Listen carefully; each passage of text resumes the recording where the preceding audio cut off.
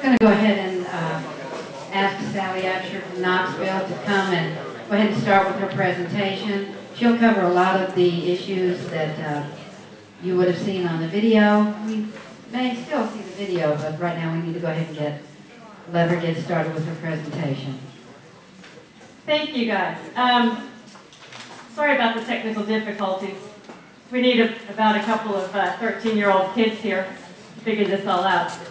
I have titled my talk Sustainable Development in Tennessee, an Overview. And the reason for that, I'm trying to shy away from using the term Agenda 21. It seems to create a lot of resistance, and as you'll hear later in the talk, the progressives made a conscientious decision to move away from using the terms Agenda 21 and United Nations because they thought that if they used the environment and sustainable development, this would all be much easier for America to adapt. Okay. What is happening to our language? I have a couple of an interesting fact here. In 2010, the SAT scores in reading reached a 10-year low, while students in Maryland are now required to be fluent in environment. We increasingly see words and phrases, and you'll hear a lot of these words tonight, and if you've read the Comprehensive Plan for Rutherford County, I guarantee you will see words like smart growth, open spaces, corridors, stakeholders, consensus building, sustainable development, going green, visioning sessions. Comprehensive plans, multi-use dwellings, viewshed, public-private partnerships, green jobs, green building codes, regional planning, biodiversity, sustainable farming, growth management, resilient cities, sustainable communities, redistribution, urban growth boundaries, redevelopment, districts, consensus, global citizen, and the list goes on. So what is sustainable development? Sustainable development is the 1992 action plan set forth by the United Nations in 40 chapters of a political agenda called Agenda 21 to control most aspects of life. And if you do doubt that there's a connection between this and the United Nations, I have a screen capture from the United Nations webpage under their Division for Sustainable Development, and this is the homepage of the Division for Sustainable Development. This document right here is the 40-chapter document known as Agenda 21. Most of what I'm talking about tonight is found in that document. Let me give you a little bit of a sustainable development timeline. And the thing you'll notice about this is, Catherine mentioned this is not a partisan issue, or maybe we should say it's a bipartisan issue. In 1992, George H.W. Bush signed the agreement in Rio for the administrative implementation of Agenda 21. He called it the Plan for One World Order. George H.W. Bush is a Republican. In 1993, Bill Clinton, a Democrat, by executive order created the President's Council for Sustainable Development. In 1996, the President's Council for Sustainable Development published Sustainable America, a new consensus for prosperity, opportunity, and a healthy environment for the future.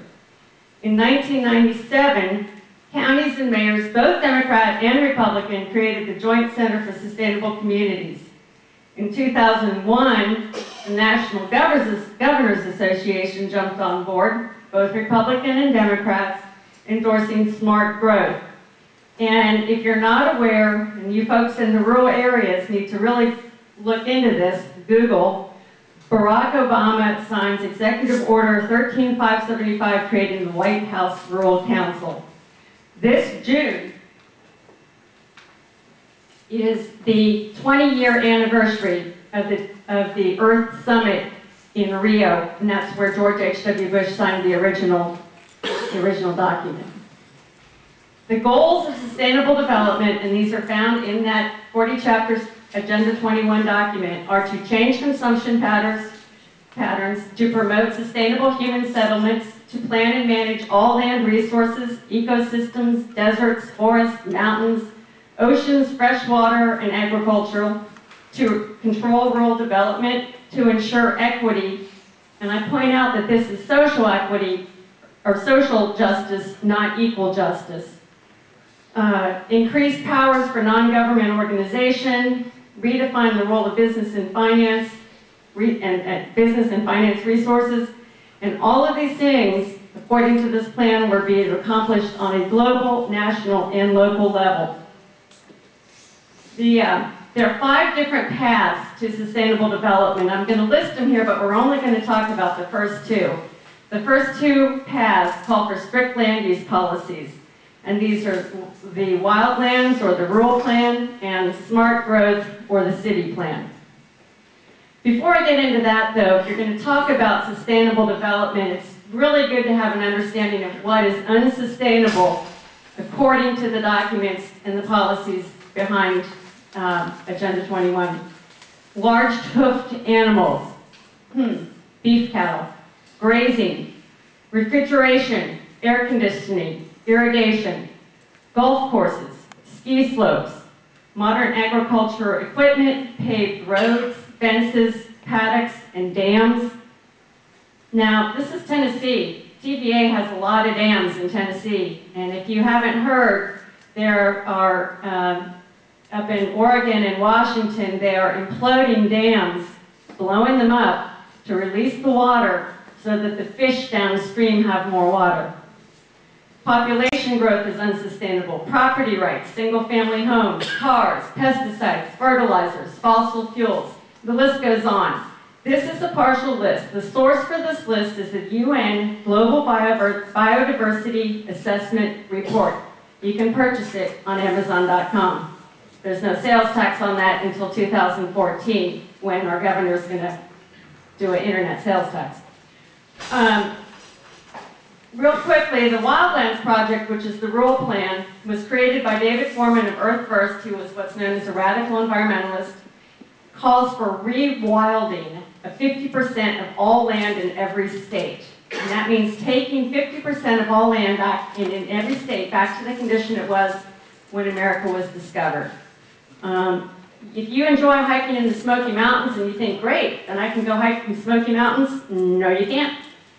Wildlife managers and researchers will be the only people allowed in those rewilded areas. The goal is to herd humans off rural land and into human settlements in urban areas and cities. The Wildlands Project became the blueprint for the UN's Biodiversity Treaty. This was never signed, was never even brought up for vote in the Senate. I'm going to show you a map in the next slide that was created based on the biodiversity study and the global biodiversity assessment by George Kaufman and some other folks. They presented this map in the next slide to Congress. George Mitchell, who is one of the most liberal Senate majority leaders from Massachusetts, when he saw these maps, he refused to let this treaty ever come up to vote. He said, this is not what America's about. However, so it's never ratified by the Senate, but it's being implemented just the same. This is the simulated reserve and corridor system. And I'm just going to point out, the red areas are areas that will be completely off limits. That's if all this is allowed to go through. If we don't stand up and say, no, that's not what we want in America, the red areas will be completely off limit. The yellow areas will be limited use only, and the green areas are normal use as zones of cooperation. There are also some black dots. You can't see the black dots on that scale, but on the next slide, you can see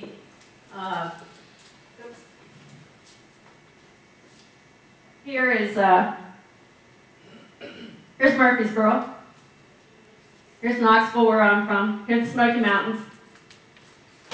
That's where people are going to be living, in these smart growth city areas.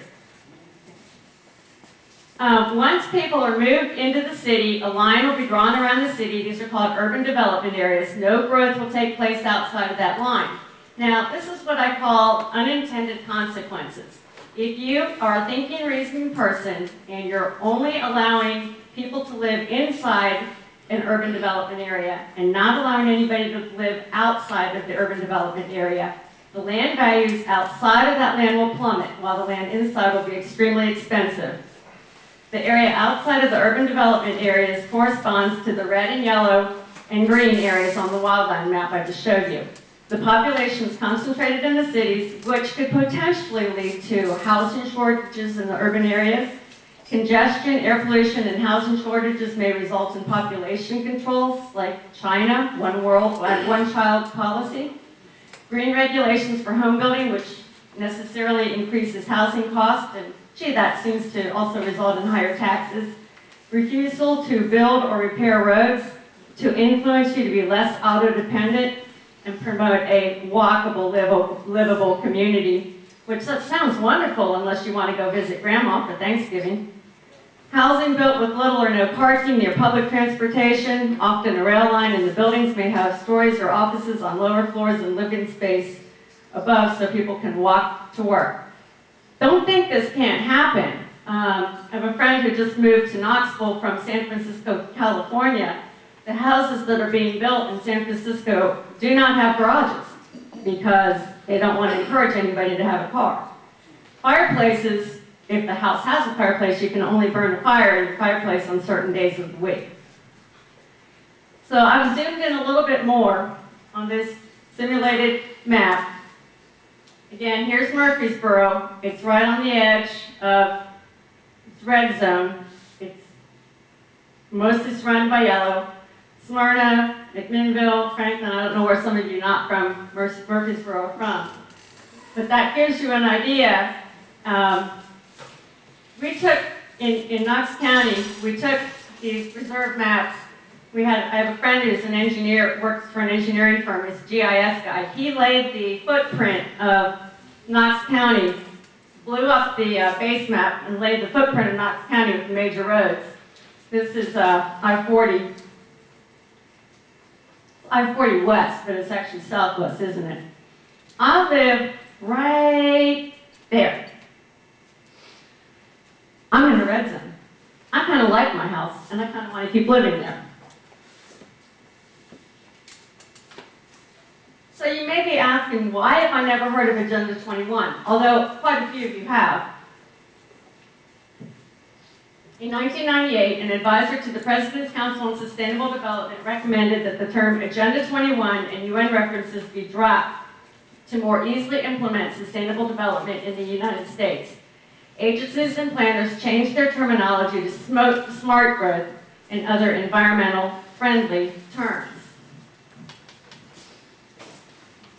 So what's so bad about sustainability, you ask? We all believe in conservation. We all want to be good stewards of the environment. What's so bad about sustainability is that smart growth municipal plans, required by statute, enable municipalities to change zoning laws and engage in other regulatory actions that devalue property, restrict off conveyances, and otherwise erode property values without payment of any compensation to the property owner. And Joe Carr made a reference to that.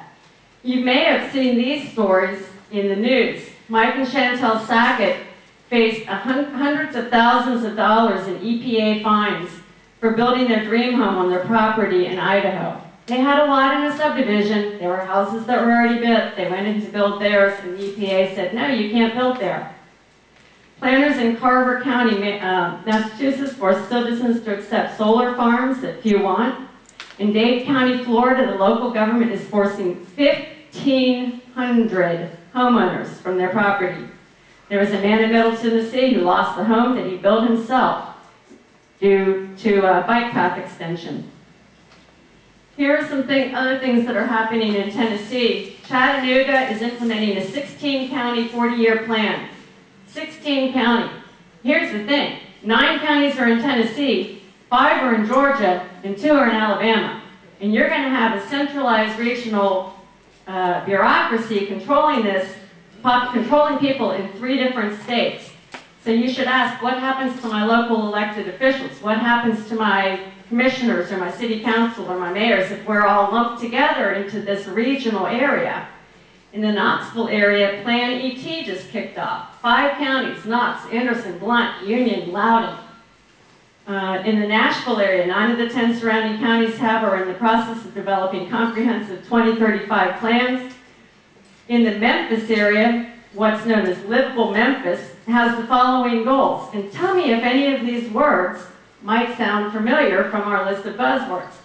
Equitable distribution of resources among new and existing communities, efficient and accessible public transportation and active transit, walking, biking, etc., access to jobs, schools, and neighborhood facility, diverse options in housing location, type, and affordability, and environmental protection and responsible stewardship of natural resources. So, what can you do? As a concerned citizen, what can you do? You can learn more. Do an internet search on sustainable development in whatever your community is. Sustainable development plus Murfreesboro. Sustainable development plus Rutherford County. See what comes up. Challenge claims, if you hear your city officials saying, well, we're losing open space, challenge those claims. Challenge the idea of economic justice. Demand that planners reveal sources of statistics, surveys, and quote-unquote crisis claims. They'll come out and they'll come, well, a study showed, or we've done a survey to indicate, well, ask for their sources, ask for documentation. Join with other like-minded concerned citizens. Find your elected representatives and educate them. I don't think our elected officials are in any way, or for the most part, trying to pull one up on you. I think a lot of them just don't know. They think, oh, well, let's join on to this. Let's get this grant money from the federal government. What they don't realize is all grant money from the federal government has strings attached. They might just need to be educated. Demand political candidates say no to sustainable development. Recruit your friends and neighbors to get involved and hand out flyers. Now I have a special message for the elected officials. These are things that you all can do. Place individual property rights first in all planning, negotiations, and action. Obviously, a community is going to require some type of planning, but remember that the individual property rights need to come first. Refuse federal or state money for new sustainable development programs and transition out of existing ones. Do not accept grant money without examining all of the attached stipulations. Avoid consortiums for the purposes of obtaining grant money. Avoid partnerships with the federal government, HUD, non-government organizations, foundations, and corporations that advance the sustainable development agenda. Okay, that's going to be hard because just about every organization now advances the sustainable development agenda. They think, though, that we don't know what's going on. Be certain that any plan you implement can be repealed if it is found to infringe upon individual property rights. Sometimes with all the thought process and research in the world, you can still end up with a plan that's not perfect. Be sure that the whole thing or those parts of it can be repealed. Work with citizens to create a property rights council. This gives the citizens a place to go and appeal. Work with planners who will protect citizens' property rights. They're good planners. They're not all bad. But make sure you identify and work with the ones that are good. I'm not going to read, y'all go home and read the Declaration of Independence. But the question that I have for you at the end is, you need to make a decision. Sustainable development or sustainable freedom. Remember, Winston Churchill said, socialism is a philosophy of failure, the creed of ignorance, and the gospel of envy. Its inherent virtue is the equal sharing of misery. Thank you very much.